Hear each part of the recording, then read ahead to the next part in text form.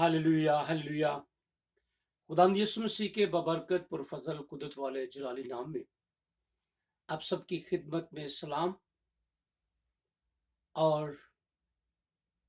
मेरी तरफ से, मेरे खानदान की तरफ से नया साल मुबारक हो। हम खुदावंद का शुक्र अदा करते हैं जो हमारी जिंदगी में हमें हर तरह से अपनी बड़ी पनाह में महफूज रखता, संभालता और अपनी कुदरत को हमारी जिंदगियों में जाहिर करता रहता है। शुक्रगुजारी करते हैं इस पूरे साल के लिए जिसमें खुदा ने हमें अपनी बड़ी पनाह में महफूज रखा, सेहत दी, तंदुरुस्ती दी और जिंदगी की बहुत सी नेमतों से आसूदा करके हमें कायम और दायम रखा है। और ये उसका भारी फजल है कि वह अपने लोगों को हर तरह से अपने बड़े फजल में छुपा लेता है। आज हमें बहुत से ऐसे अजीज नहीं हैं जो इस दुनिया में जिंदगी गुजारते थे, लेकिन खुदावंद ने इस साल में उन इस दुनिया से अपने पास बुला लिया। लेकिन खुदा ने हम सबको एक खास फजल में छुपाए रखा और हमें जिंदगी, सेहत और तंदुरुस्ती दी है ताकि हम एक और साल इस जमीन पर गुजारें। दुनिया के अंदर बहुत से लोग नए साल को मनाते हैं और उनके नए साल को मनाने के अंदाज मुख्तलिफ तरीके से हैं। मुख्तलिफ महफिलें फराहम की जाती हैं, वहाँ शराब नोशी होती है, वहाँ नाच रंग होता है और मुख्तलिफ तरीकों से लोग इसे ऐशो इशरत के सूरत में नए साल की खुशियां मनाते हैं। लेकिन वो इन तमाम बातों से बेबहरा है कि खुदा को इन सारी चीजों से नफरत है। खुदा अगर चाहता है तो सिर्फ ये चाहता है कि उसकी हमद की जाए, उसकी तमजीद की जाए, उसकी तारीफ की जाए और उसके हुजूर में झुक कर उसकी सताइश की जाए। बहुत से लोग नए साल की अहमियत को नहीं जानते और मास एक साल गुजर गया, एक और साल का आगाज हुआ और उनकी जिंदगी के बहुत से मंसूबे होते हैं जिसमें उनके बिजनेस, कारोबार और बहुत सी प्लानिंग्स होती हैं जो उनकी जिंदगी की अहमियत होती हैं। लेकिन एक ईमानदार जब नए साल के तल्लुक से सोचता है तो उसकी सोच फर्क है, उसके ख्याल फर्क हैं, उसके मंसूबे फर्क हैं और वो दुनियावी तौर पर नहीं बल्कि वो साल के अख्ताम पर अपनी जिंदगी पे गौर करता है कि मेरे साल में जिंदगी में बहुत सी जो खामियां रहीं उनको खता के तौर पर, गुनाह के तौर पर इकरार करके खुदा के हुजूर में फजल और तौफीक मांगता है कि खुदावंद इस नए साल में मुझे अपने बड़े फजल में छुपा ले और एक नए तौर से मुझे इलाही मंसूबे में रखकर अपने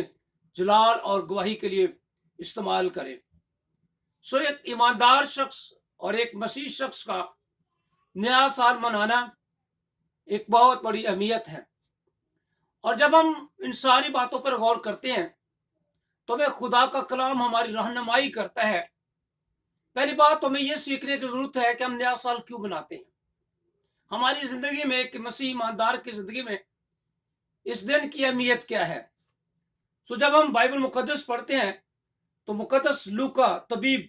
अपने अंजीली बयान में दूसरे बाब की 21 आयत में लिखता है, जब 8 दिन पूरे हुए और उसके खतने का वक्त आया तो उसका नाम यीशु रखा गया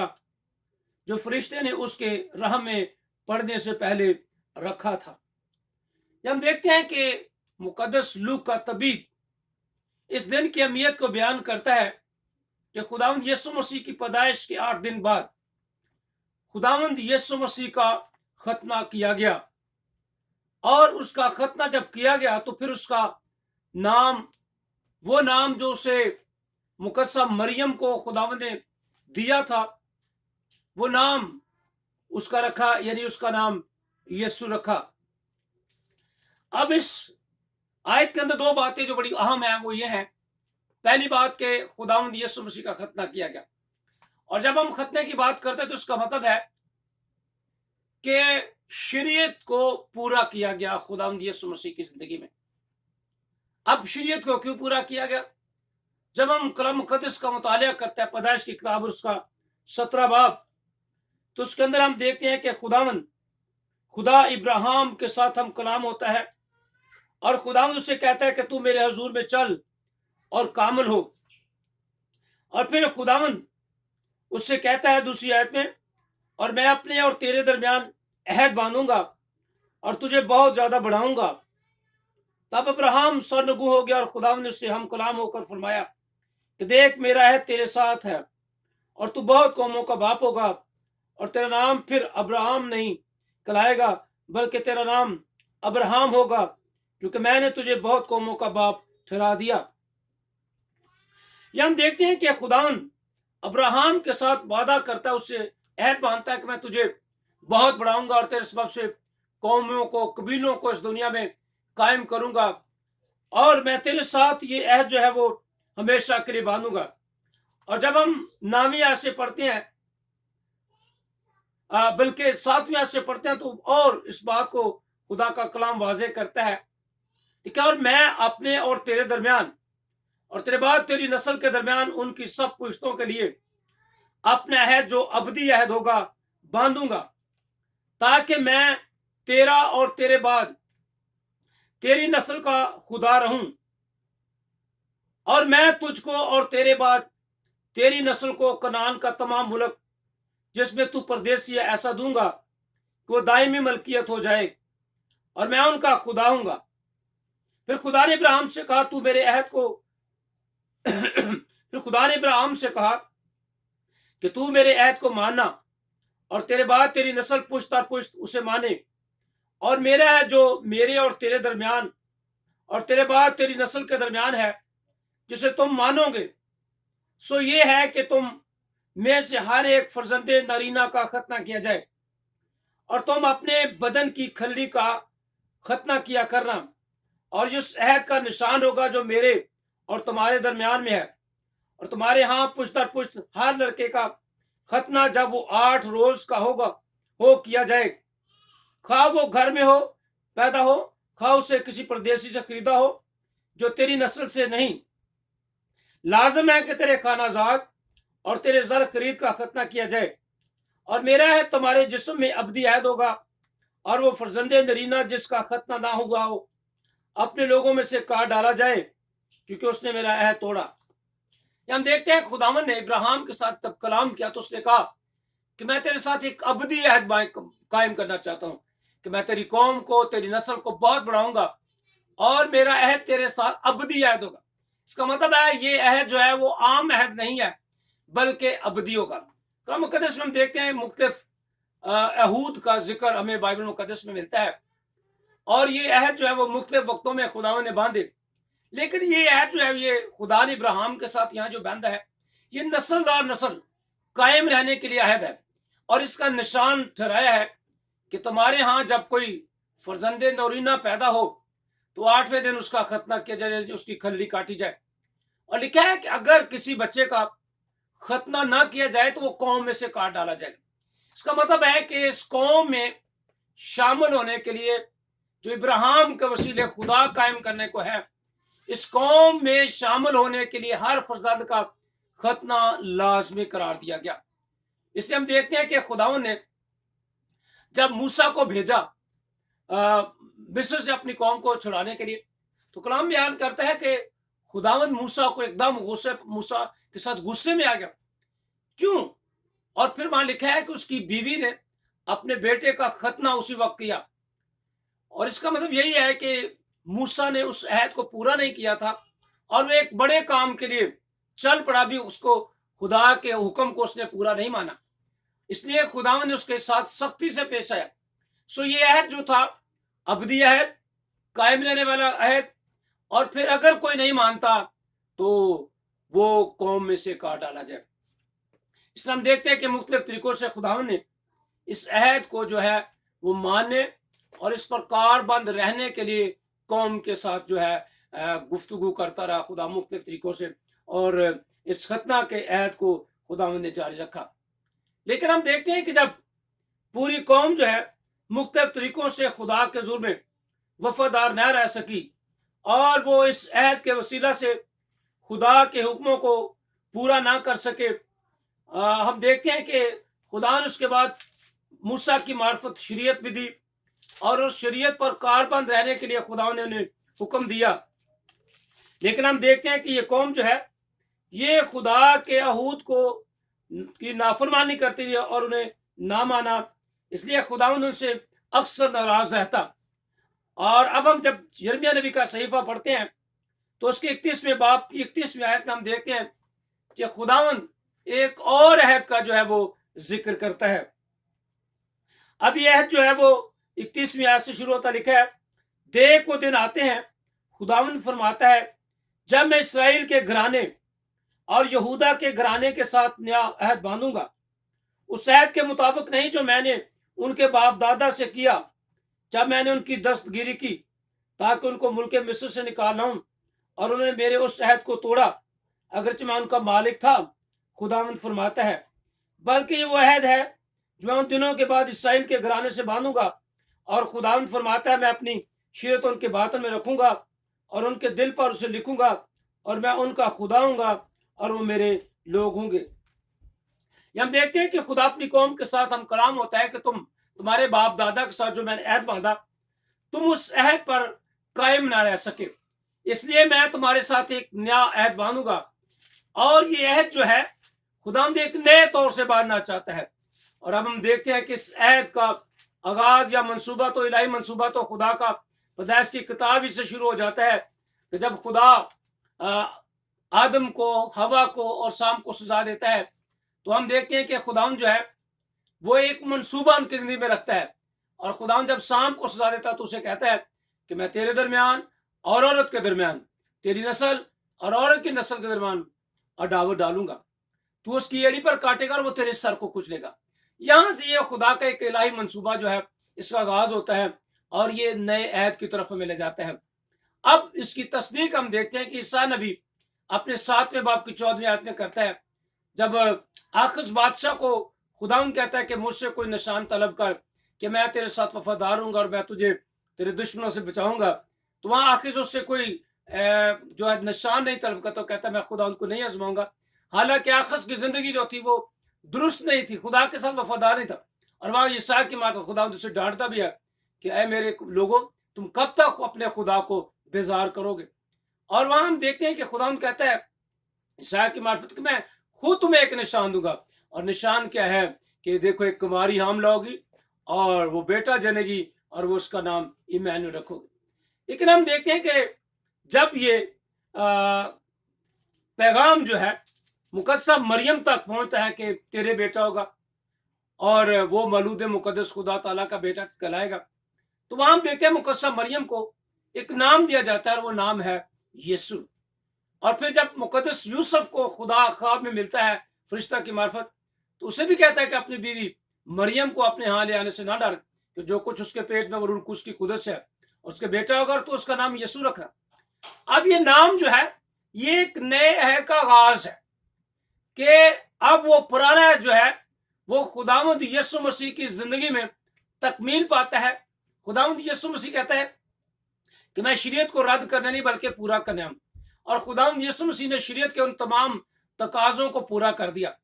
लेकिन हम जब कुरान मुकद्दस में आगे बढ़ते हैं तो हम देखते हैं कि यहाँ खुदावंद यीशु मसीह का जब नाम रखा गया तो एक नए अहद का आगाज हुआ। और यही हम देखते हैं कि दो बाइबल मुकद्दस के दो अहूद हमें नजर आते हैं। एक पुराना अहद है जिसको पुराना अहदनामा कहा जाता है, और दूसरा है नया अहद जिसको हम नया अहदनामा कहते हैं, और ये खुदावंद यीशु मसीह से शुरू होता है। और हम देखते हैं कि जब मुकद्दस मत्ती रसूल अपने अंजील का बयान शुरू करता है तो पहली ऐसे ही इस बात को बयान करता है कि इब्ने खुदा, इब्ने इब्राहिम और इब्ने दाऊद का नसबनामा। सो हम देखते हैं कि यहाँ जो है वो मुकद्दस मत्ती जो है वो खुदावंद यीशु मसीह से अहद को शुरू करता है, और ये पहली आयत कहते हैं यीशु मसीह इब्ने दाऊद इब्ने अब्राहम का नसबनामा। सो हम देखते हैं कि इस अहद का आगाज या ये अहदनामा जो है वो यीशु के नाम से शुरू होता है। और यहाँ हम देखते हैं कि जब मुकद्दस लूका अपना इंजीली बयान लिखता है तो वो बयान करता है कि 8वें दिन खुदावंद यीशु मसीह का जब खतना हुआ तो उसका नाम यीशु रखा गया। वो नाम उसका नाम यीशु रखा गया जो फरिश्ता ने उसके रहम में पड़ने से पहले रखा था। और यह हम देखते हैं कि यीशु के मानिए निजात देना। अब न्याय जो है कि इस शख्सियत के वसीले से खुदा अपनी कौम को, अपने लोगों को गुनाह की गुलामी से आजाद करेगा। वो काम जो पुराने अहदनामा में लोग शरीयत पर अमल करके ना कर सके, वो अब इस शख्सियत के वसीला से खुदा अपनी कौम के साथ, अपने लोगों के साथ एक नया अहद बांधता है, और इस नाम के वसीला से लोगों को गुनाह और मौत से आजादी मिलेगी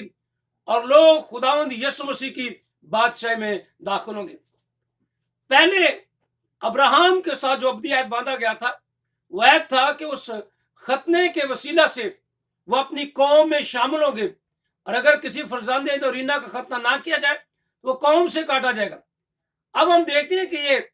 अहद जो एक नए तौर पर खुदावंद जो है इस अहद का आगाज करता है, और वो यीशु के नाम से इसका आगाज होता है कि यीशु नाम के वसीला से लोग गुनाहों से मखलसी और निजात पाएंगे और वो खुदा की बादशाही में दाखिल होंगे। जब हम यूहन्ना का इंजीली बयान पढ़ते हैं तो उसके अंदर हम देखते हैं कि लिखा है कि जितनों ने उसे यानी यीशु मसीह को, खुदा के बेटे को कबूल किया और उस पर ईमान लाए, उसने ने खुदा के फरजाद बनने का हक बख्शा। पहले अहद में इब्राहिम के वसीला से जो अहद बांधा गया था, खतने का अहद या जिसका निशान खतना था, उसके वसीला से कौम में दाखिल किया जाता था। अब वो लोग जो यीशु मसीह को अपना निजात देना तस्लीम करते हैं और वो खुदा की बादशाही में दाखिल होने के लिए नई पैदाइश हासिल करते हैं,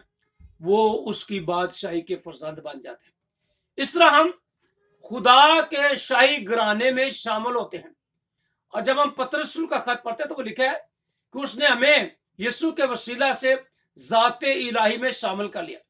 अब जब हम यीशु मसीह को अपनी जिंदगी में कबूल करते हैं तो वो हमें उस खुदा की जात में शामिल होने के लिए हक बख्श देता है, और हम खुदा के बेटे और बेटियां बनकर उसकी कलीसिया के लोग, उसके मुकद्दस घराने में और उसकी खास मलकियत, उसकी उम्मत में शामिल हो जाते हैं। कलीसिया यीशु के बदन में शामिल हो जाते हैं जब हम यीशु मसीह को कबूल करते हैं। अब ये मुख्तलिफ तरीकों से हम देखते हैं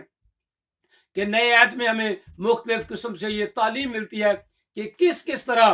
खुदावंद इस अहद को पाया तकमील तक पहुंचाता है। तो जब हम कलाम मुकद्दस को पढ़ते हैं तो इब्रानियों का खत और उसका 9वां बाब और उसकी 11वीं आयत में इब्रानियों का मुसन्निफ जो बयान करता है, लेकिन जब मसीह आइंदा की अच्छी चीजों का सरदार काहिन होकर आया तो उस बुजुर्ग तर और कामिल तर ख्यामा के राह से जो हाथों का बना हुआ यानी इस दुनिया का नहीं, और बकरों और बछड़ों का खून लेकर नहीं बल्कि अपना ही खून लेकर पाक मकान में एक ही बार दाखिल हो गया और अबदी खलासी कराई। क्योंकि जब बकरों और बैलों के खून और गाय की राख नापाकों पर छिड़के जाने से ज़ाहिरी पाकीज़गी हासिल होती है, तो मसीह का खून जिसने अपने आप को असली रूह के वसीला से खुदा के सामने बेऐब कुर्बान कर दिया, तुम्हारे दिलों को मुर्दा कामों से क्यों ना पाक करेगा ताकि जिंदा खुदा की इबादत करें। और इसी सबब से वो नए अहद का दरमियानी है, ताकि उस मौत के वसीला से जो पहले अहद के वक्त के कसूरों की माफी के लिए हुई है, बुलाए हुए लोग वादा के मुताबिक अब्दी मिरास को हासिल करें। ये हम देखते हैं कि लिखा है जब मसीह आइंदा की अच्छी चीजों का सरदार काहिन होगा। यह पहली बात हम देखते हैं कि यहाँ यीशु मसीह सरदार काहिन होकर इस जमीन पर हमारे लिए आया। सरदार कायन का काम क्या था कि वो साल में एक दफा बकरों का खून लेकर या बरे का खून लेकर वो पाक तरीन मकाम में जाता और वहां वो उस पाक तरीन मकाम में उस खून को छिड़कता था। इस तरह वो पूरी उम्मत की, पूरी कौम की कुर्बानी खुदा के जुर्म कफारे के तौर पर लेके जाता था, ताकि कौम का कफारा दिया जाए या कौम गुनाह से आज़ाद हो जाए या कौम को गुनाहों से निजात मिल जाए और वो खुदा के जुर्म पाक किए जाए। इस तरह हम देखते हैं कि बकरे और बछड़ों का खून जब इंसान को कामिल निजात ना दे सका, तो फिर क्या कि खुदावंद यीशु मसीह सरदार कैन की हैसियत से अपना ही खून लेकर खुदा के जुर्म में चला गया, ताकि मेरी और आपकी कामल मखलस और खलासी दिलाकर वो काम जो शरीयत कमजोर होकर ना कर सकी, वो खुदा ने मेरे और आपके लिए किया। आगे जाकर हम देखेंगे, लेकिन इससे पहले हम एक और हवाला इब्रानियों के खत में से पढ़ेंगे, 8वां बाब और उसकी 7वीं आयत से। ठीक है, क्योंकि अगर पहला है बेनक्स होता तो दूसरे के लिए मौका ना होता। इसका मतलब है कि यहां खुदा का बंदा पौलुस रसूल कहता है कि पहला अहद अगर बेनक्स होता, इसका मतलब है कि पहला अहद कामिल नहीं था और उसके वसीला से इंसान खुदा तक कामिल रसाई हासिल नहीं कर सकता था। इंसान उस शरीयत को पूरा करने से कासिर था, नाकाम था। इसलिए खुदा ने कौम के साथ एक दूसरा अहद बांधा। खुदावंद फरमाता है कि देख, वो दिन आते हैं कि मैं इस्राएल के घराने और यहूदा के घराने से एक नया अहद बांधूंगा। ये उस नए अहद के मानद ना होगा जो मैंने उनके बाप दादा से उस दिन बांधा था, जब मुल्क मिस्र से निकाल लाने के लिए उनका हाथ पकड़ा था। इस वास्ते को मेरे अहद पर कायम नहीं रहे। और खुदावंद फरमाता है कि मैंने उनकी तरफ कुछ तवज्जो ना की। फिर खुदावंद फरमाता है जो अहद इसराइल के घराने से उन दिनों के बाद बांधूंगा, वो ये है कि मैं अपने कानून उनके जहन में डालूंगा और उनके दिलों पर लिखूंगा और मैं उनका खुदा हूंगा और वो मेरी उम्मत होंगे। ये हम देखते हैं कि खुदावंद कहता है कि ये पहले अहद की तरह अगर पहला अहद बेनक्स होता तो फिर खुदा दूसरा अहद ना बांधता, लेकिन जब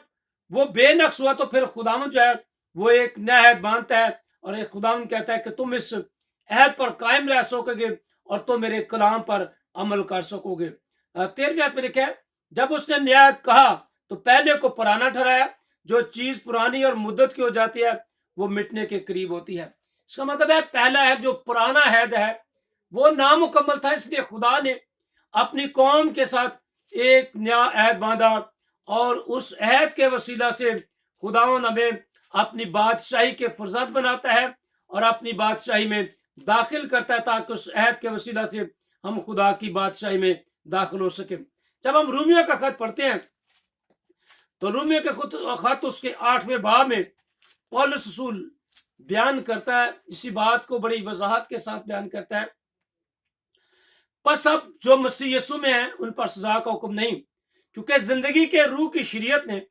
मसीह यीशु में मुझे गुनाह और मौत की शरीयत से आजाद कर दिया। इसलिए कि जो काम शरीयत जिस्म के सबब से कमजोर होकर ना कर सकी वो खुदा ने किया, यानी उसने अपने बेटे को गुनाह आलूदा जिस्म की सूरत में और गुनाह की कुर्बानी के लिए भेजकर